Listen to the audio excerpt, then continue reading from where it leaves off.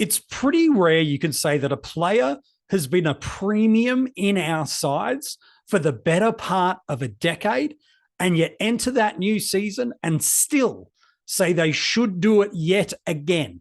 But since 2015, as a defender, Rory Laird has been putting up premium level numbers for us and across our back lines, and most recently through the midfield has been one of the most consistent 100, 110, gosh, even 120 plus seasonal average performance.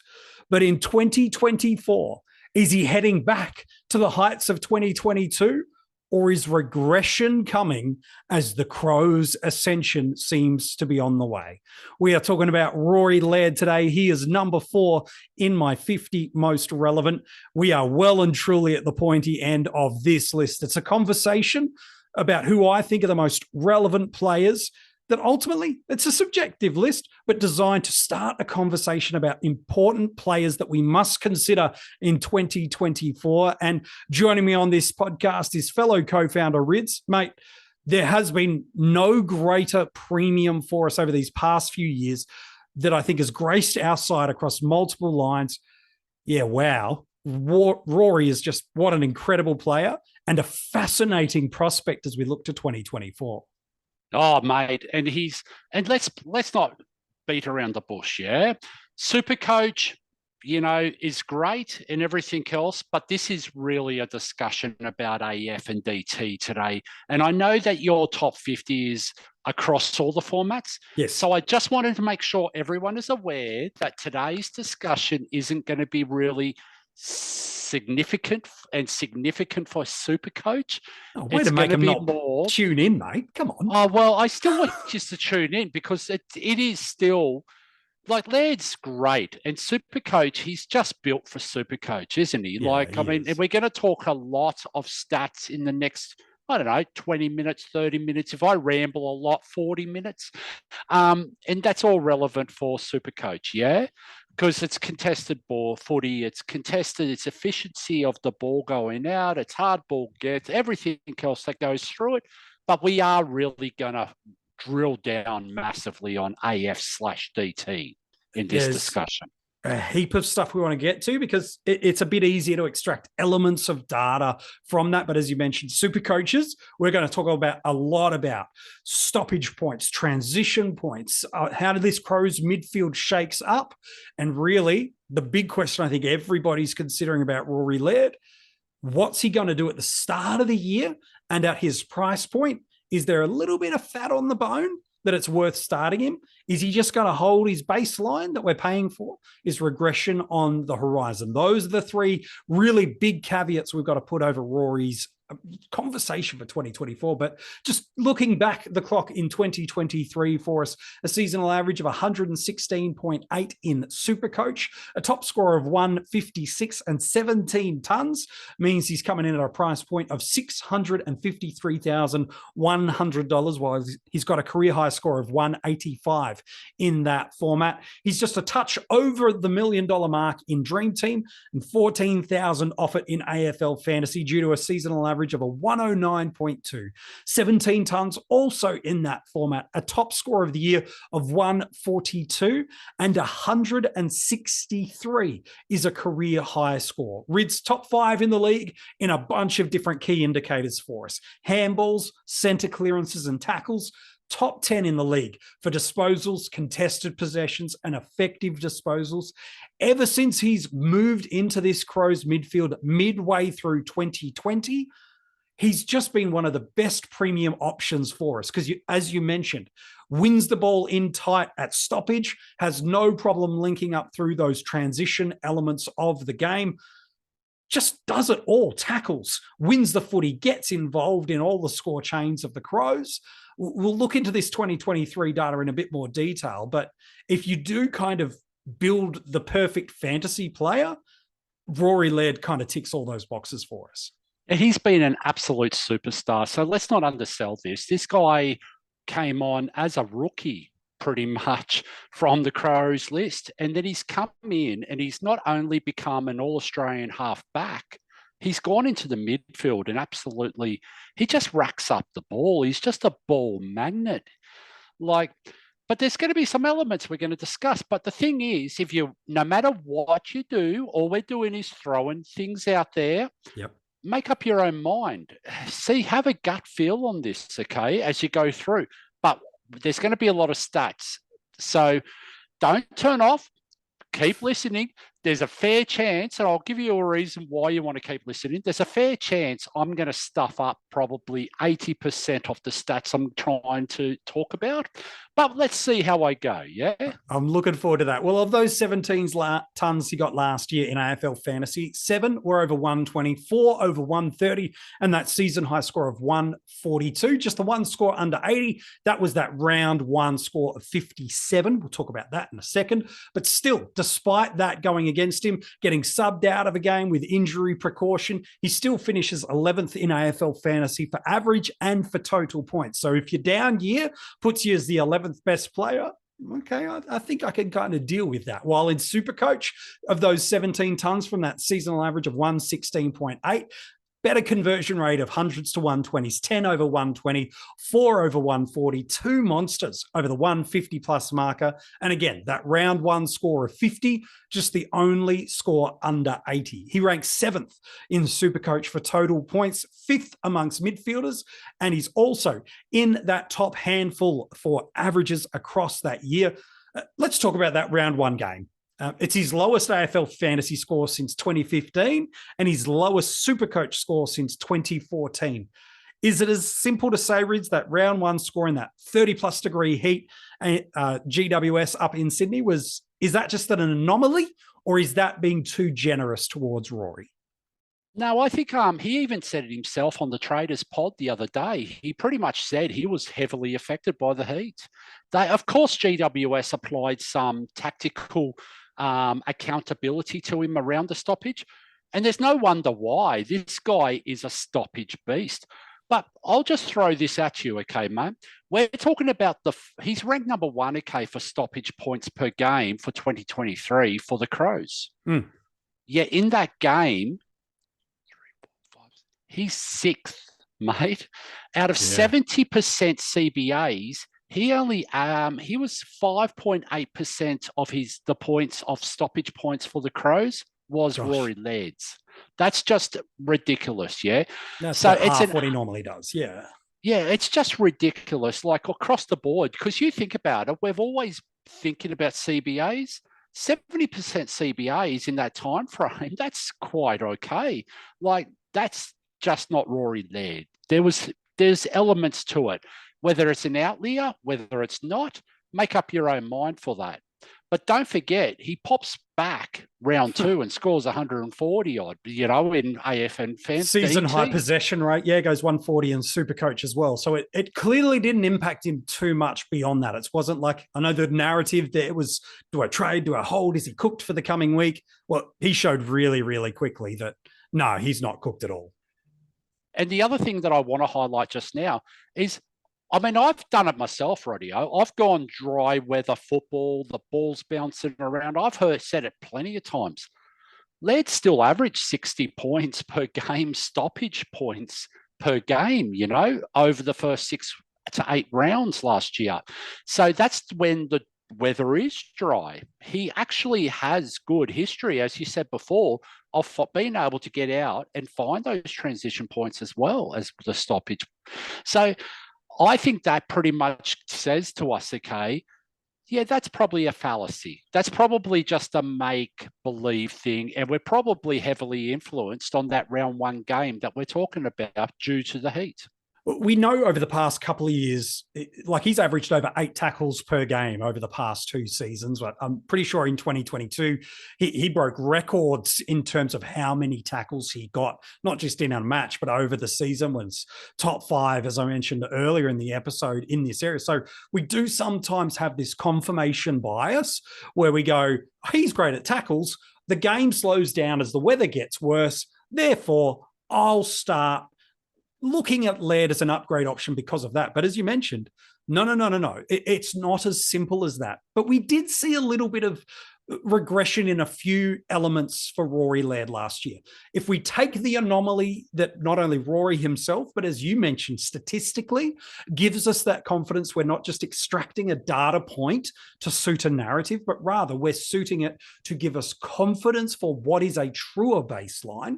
We did see a few things really fall away. His overall fantasy and SuperCoach numbers did see a bit of a cliff in comparison to what was a really high level in what he did in 2022, but he still dropped 4 possessions per game while the other key metrics kind of held. But what you've done, guys like Jaden Popowski have done in the preseason, have really given us a greater level of understanding of data and where these data points are coming. So talk to me about 2023 Rory Laird and 2022 Rory Laird, that stoppage point element that you've mentioned. Where did that change come? And did we see a change for Rory Laird from where he got his stoppage points in 2022 to 2023? Okay, so in 2022, Laird averaged 67 stoppage points a game. Okay, he averaged 120 across the course. So that's 55%. Okay, so 65% of his points for a game is stoppage points. I hope that makes sense. Did that make sense, MJ? Yeah. So you're 10 seconds in, but you're going okay. Okay. Now, last year, just to relate this, he had 63 stoppage points on average a game, but his average was 109.2 for the season. That equates to 57.69% of his overall score. This is AFL Fantasy and DreamTeam scoring, but there are parallels for SuperCoach. Yes, correct. And that's why I was saying it's going to be very heavy focus on that, but there is a bit of takeaways from it. Mm-hmm. Okay. I just want to relate this, okay? So 63 on average a game. That's massive, MJ. I'm going to explain to you just how massive this is. Please. The top 5 stoppage points average per game players across the whole league last year. Bontempelli at number 1 at 66. Taranto at number 2 at 65 average. Laird is 3rd. Yeah, wow. Okay, at 62.4. Sarong is 4th at 62, and Libba's 59.3 rounds out the top 5. Now, I reached out to Jaden. I've just got to give Jaden a shout out here, okay? If you haven't followed Jaden, rightio, I recommend you do. I've got no chance of saying his surname properly, but I'm going to try it anyway for a bit of humour, okay, for the stats. Jaden Popowski, absolute. He's been everywhere, okay, the last couple of weeks. He's on every pod. He's everywhere. I know Vams has reached out to him multiple times. I definitely have. The guy is just so accommodating. I actually reached out 5 minutes before we started this recording and asked him a couple of other questions, and then he's responding back to me straight away because he knew I was doing this pod. Yeah. But he came back with the greatest stat. Now, I just want to go back to it. 67 average stoppage points a game in 2022. 63 an average stoppage points for 2023. Jaden just told me there was 1 in 18 players who have gone 55 or more stoppage points on average a game have not regressed the next year. That means 17 out of 18, MJ, not just random. They get less the year after. And we saw that already with Laird from 2022 to 2023. So that's the first thing, okay? I then wanted to come back, and then what I did was we've talked about market share. Yes. We've talked about market share plenty. So there's a gentleman out there in this world of fantasy called Rowan. He's been great enough to join forces with DFS Australia, with Mort, and he's got actual market share information on DFS Australia. If you don't actually follow it or don't know of it, go out and have a look, because this is really important. This is about the players' percentage, their market share percentage of the team points per game. It's brilliant, okay? It's absolutely brilliant because it gives you a bit more understanding. So if you had the stoppage points discussion that we just had and you had the market share, you could probably relate the two and actually come up with more. And just don't forget either, MJ, it was only 3 or 4 years ago, we only had CBA data. Like, yeah, the guys at the Draft Doctors initiated the data analytics point, and it's now just expounding further and further in the community, which for us in the fantasy community is super helpful understanding the game. Now, I just want to highlight the market share, okay? Please. Laird's market share percentage last year was ranked number 1 for the Crows over the last 8 games, okay? And that was at 7.01, which is for, I think it was 5 of those games because he missed the round 19 round 19 when Crouch came back when into Crouch the came side. back. Yeah. So he averaged 114 over those last 5 games with Crouch in the side. So he's averaged 5 points more a game? Yeah, it's about 5 points per game more in AFL fantasy based on what his price point is, and about 3 points per game over his price point based on what he did in SuperCoach over the entirety of the year. So that's 7.02% of market share over that time when Crouch was in the team. He was also ranked number 1 for Crows with the market share percentage per time on ground over 2023. Now, that's significant to me, okay, because Laird isn't a young man anymore. There is potential that time on ground does come down a little bit. Whether that means anything or not, we don't know, because he can actually get the ball. He's a ball magnet, as I said at the start, yeah? So that might mean he's a fresher. In the mids, yeah. He's a fresher guy. His points per minutes go up a little bit. That's perfect. But what Rowan called out to me, which I have to give him a huge shout out as well, was the significant upsize or increase in team average points that the Crows had. So under Nick's 2022, the Crows averaged 1448 points per game. AF, yep. Not SuperCoach. This is all about DT and AF, radio. 2021 is 1445. 2022, it went up to 1470. Last year is the significant thing. It jumped to 1576.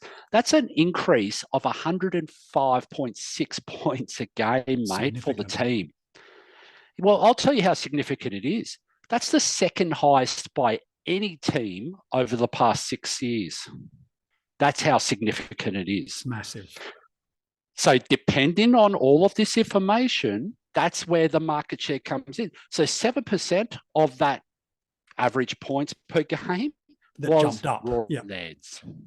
And does that correlate because the Crows improved overall those 3 seasons prior of 2020, 21, 2022? They were a basket case, certainly in 2020, and the rebuild of 2021 and 2022. So that doesn't shock me that they improved that statistical area. Now, that big of a jump, absolutely, we need to take note. But that's where I think coaches are looking at that. And it's interesting, isn't it? We can look at data and see both sides of a coin and feel justified, whether it's confirmation bias or not.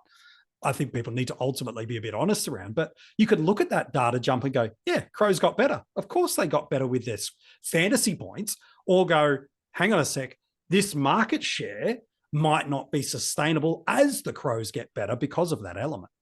Well, I think it's a bit of both, yeah. And I mean, it's subjective to the play, like the coach. However you see this, it could be, you know what, the team's just getting better. They hold onto the ball a lot more. They control the ball a lot more. There's more points on offer per game because they're just naturally better. And you think about it, mate, you're a Crows man. You got Rankin, you got Richelli, you got a few really good players that came into this team. Michael Lenny in the back line. Yeah, Dawson, you throw him in the mix. Yeah, Pedler. Yeah, like Dawson into the midfield, 100%. Crouch is potentially coming back as a full-time capacity. Again, that's all neither here or there. Yes. Yeah, well, this is the whole idea of it. You use the stats and then you go and frank the stats and watch the games and actually see what the outcome drives you to see.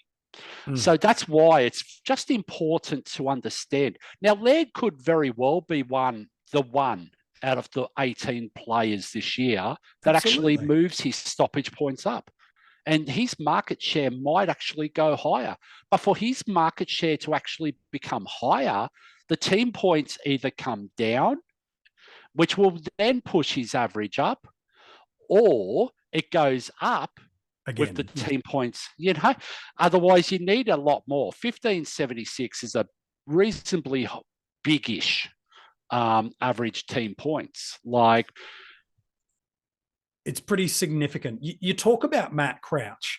In the final 5 games of last year, he does go on an average of a 114 in AFL Fantasy and an average of 119.4 in SuperCoach. So it's about 3, 4, 5 points per game of upside based on what he did in the season overarching, in contrast to that. But we've got to come back to this start of year of Matt Crouch.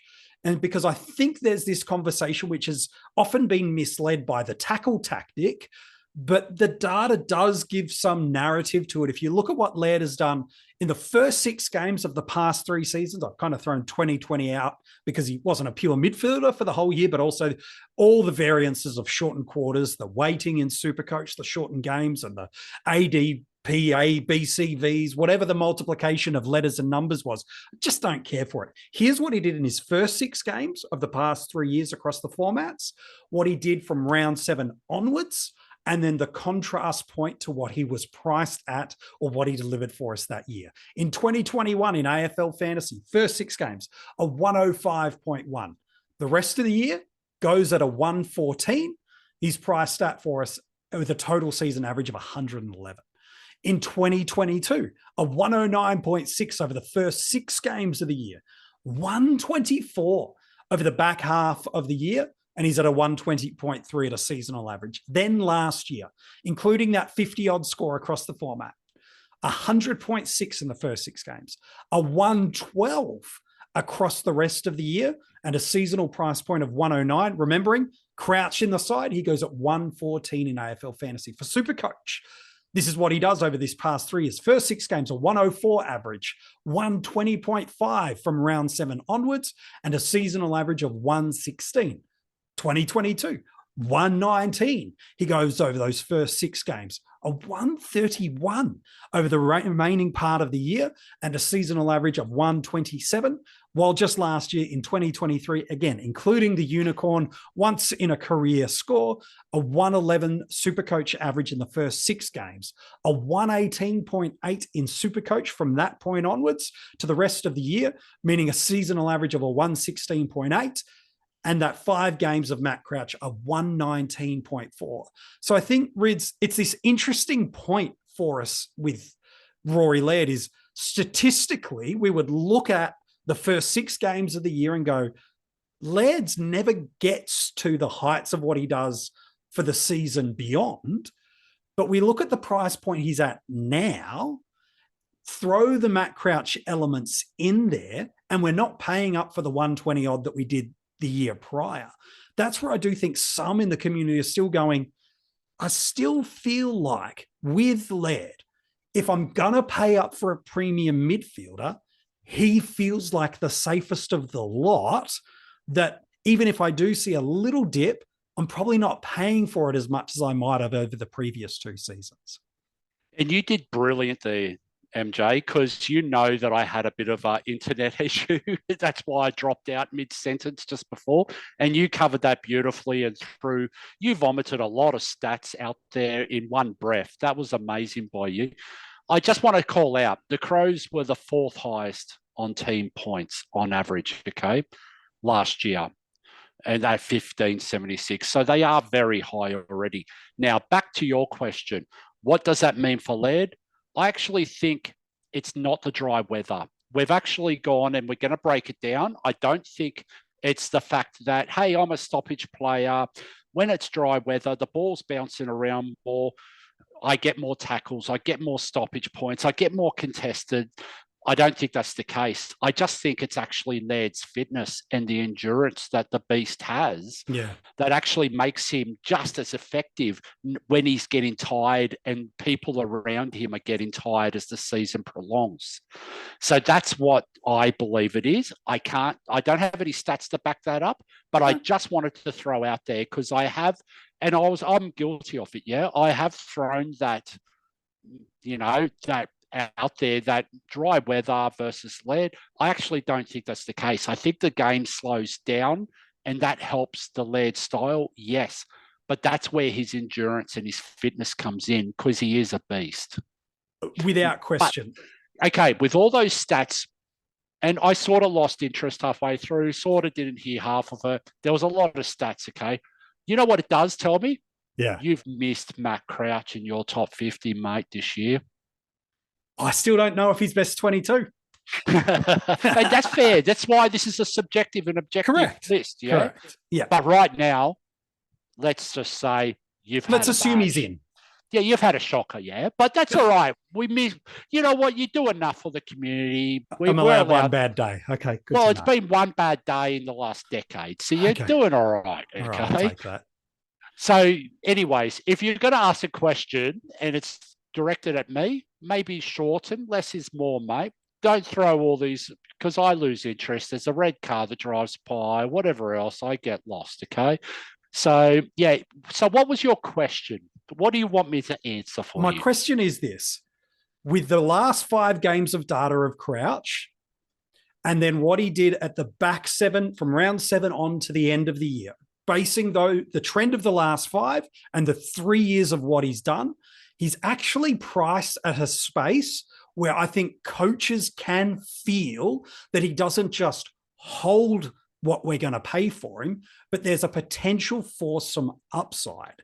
Might not be much, but I think coaches could feel validated in that. Again, basing it on what he's priced at, what he did with Crouch, and what he does historically over the totality of a year. My question is this. My stats just told you, okay, this is a guy that scores 55% to 60% on stoppage points.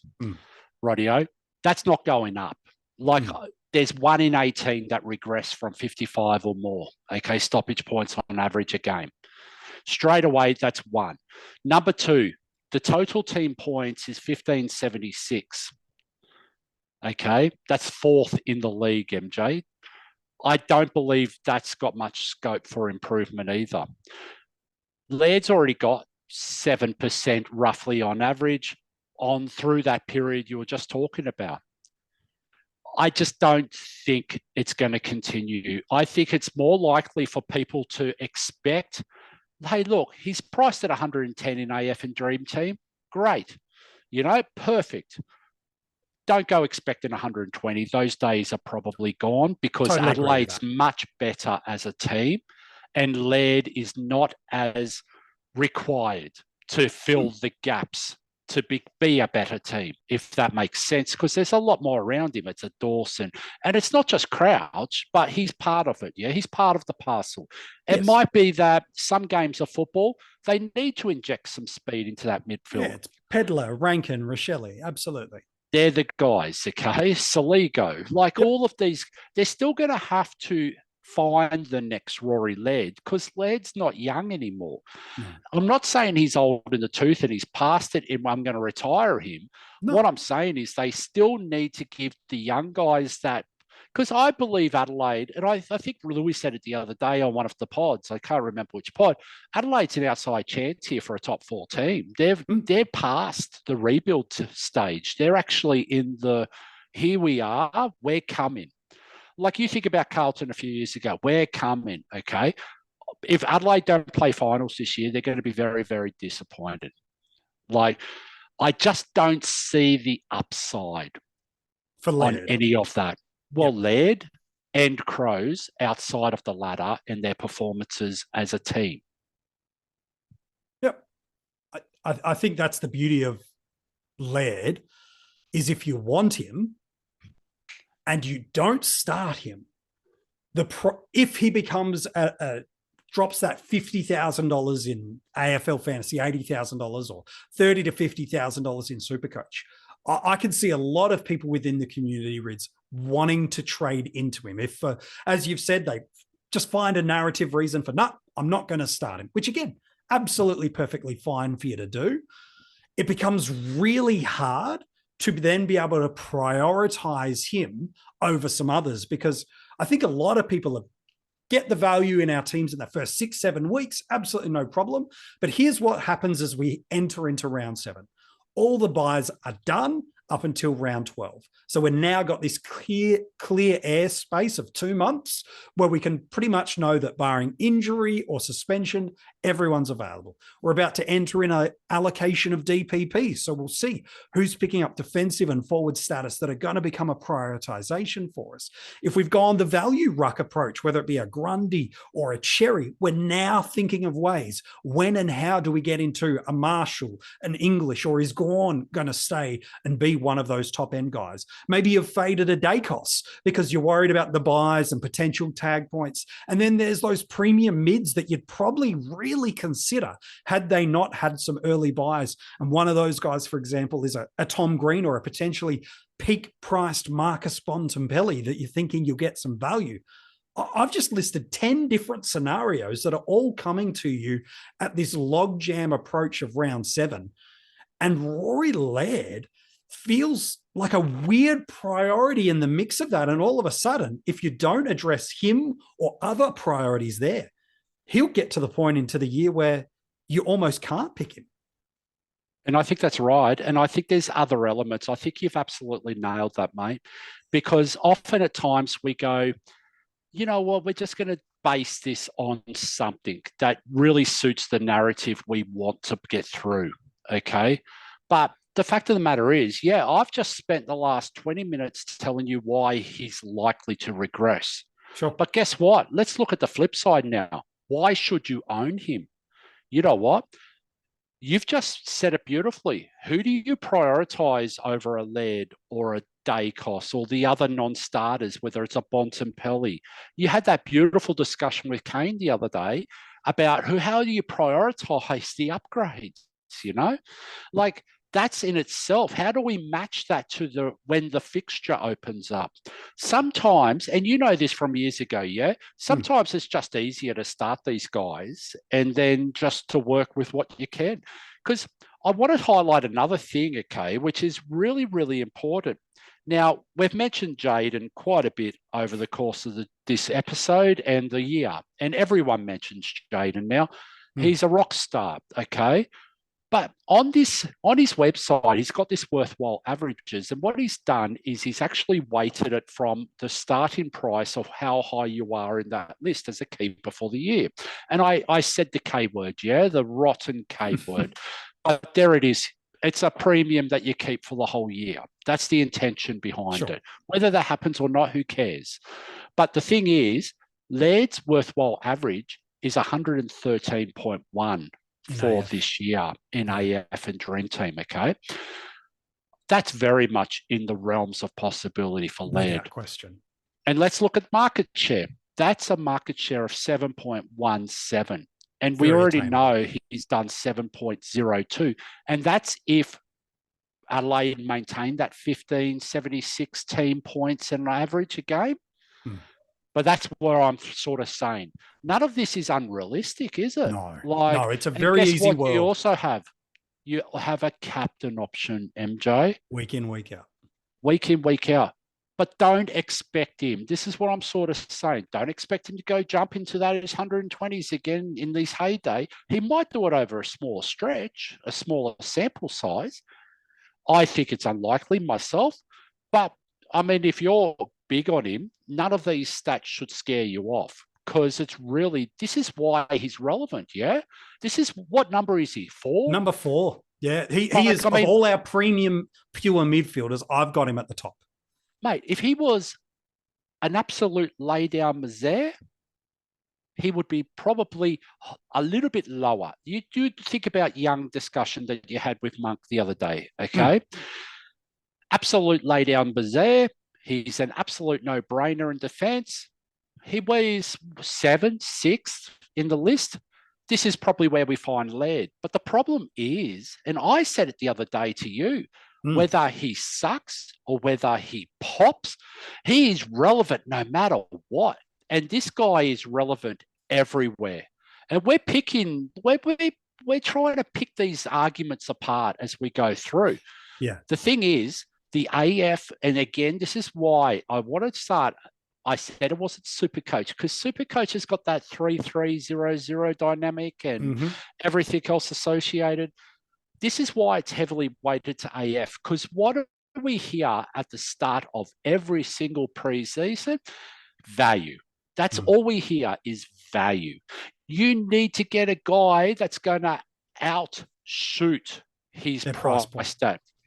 You know, whether it's 10 points, 15 points, whether it was like what we said the other day with Zach Williams, 30 points, it doesn't matter. But that's what your goal should be for the majority.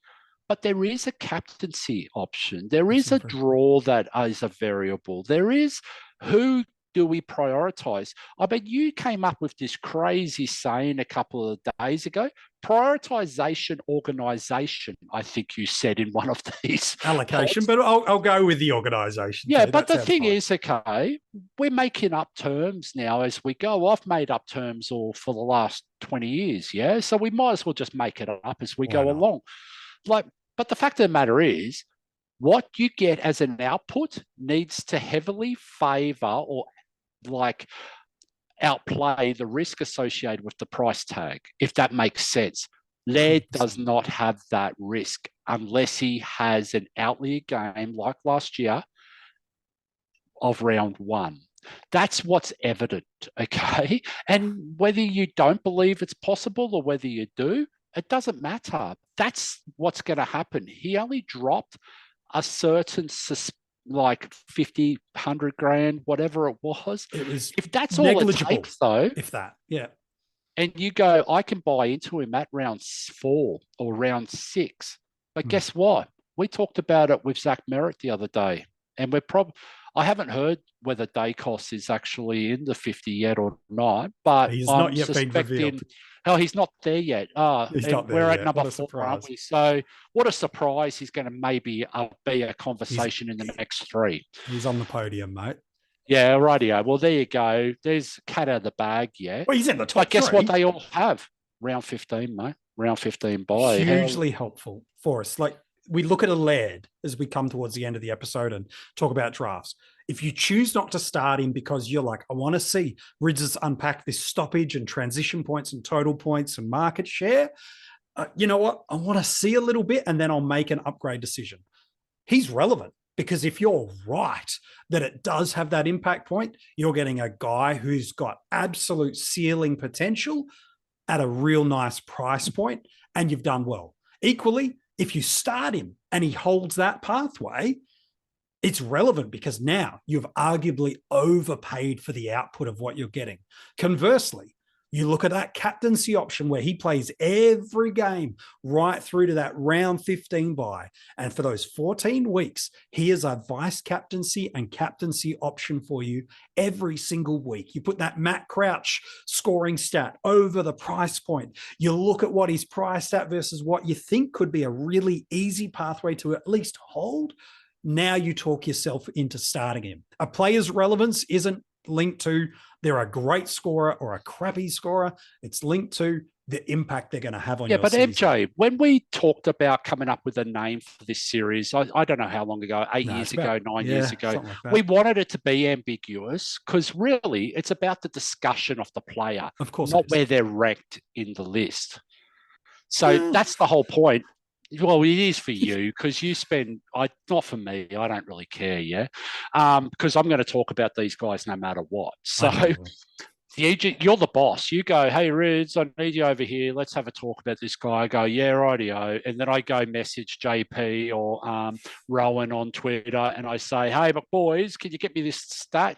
I don't do anything, mate, rightio. And then all I do is try not to stuff up the delivery of what I'm actually trying to explain.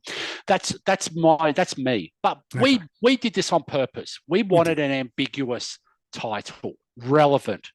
And you know the best thing about the word relevant, whether you own them, whether you don't, it is all relevant, yeah? Yeah, absolutely. And you just nailed it. Otherwise, it would be the top 50 slam dunk picks of 2024 or the top 50 top scorers or biggest recessors or whatever we want to do.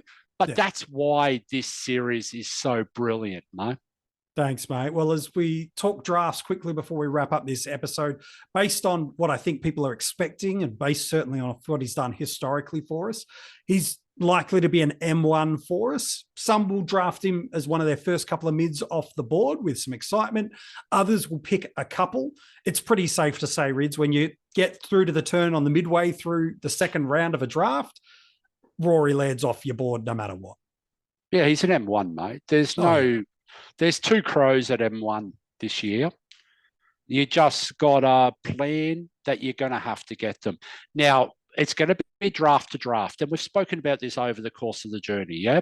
But really, there's 4 clear guys that I think is going to come really early, and they're all in the rucks. I think there's 4, okay? And I think Dacos has got to be in that conversation, whether it's a Bontempelli. But I tell you what, I wouldn't mind choosing a Rory Laird or a Dawson or something in contrast to a Bontempelli if I didn't have a pick to take one of the other guys. Yeah, you're getting that at the back to middle portion of that first round, early into the second. Like, you're right. I'd feel pretty comfortable about that. Mate, as always, an absolute pleasure. You've given us a bunch of stuff to consider around the fantasy relevance about Rory Laird. Thanks for jumping yet again on another episode, mate. And just remember, I did ramble, so I went over 40 minutes or whatever I did do, but we didn't talk about Jordan Dawson. We didn't talk about tags. There's a whole heap of other stuff. So if you want to reach out, tag us, and I'm sure I'll be able to reply, okay? And, I mean, we're going to be a little bit more accessible this year for AF and so on and so forth anyway. So, yeah, just reach out anytime. If you want to go back and check out any of the other players, we've done an episode on the 50 most relevant so far, whether it be the audio podcast or we've been watching this on YouTube. You can get in touch with us through those elements. Just subscribe to the audio podcast, wherever you get your podcast from, and leave a 5-star rating, or jump over to YouTube, subscribe, and make sure the notification bell is turned on. So as soon as an episode goes live, you'll get notified straight away. There's new content landing there every single day, even after we finish up the 50 most relevant. And if you do want to get in touch with us across social media, or you want to support us through the work of our Patreon and get bonus additional content, all the details for those things you can find in the description of this episode. All right, 3 players left to go. You know the names, but do you know the order? There's one who's potentially the top of his tree, the other who's a value guy that's been at the top of a tree, and then one that's pushed towards the top of the scoring tree and is priced with a potential bit of value. 2 of them, in fact, all 3 of them, as good as a prospect they are, do have an early buy. But how early is the buy round coming for the player in at number 3? You'll find out tomorrow in the 50 most relevant.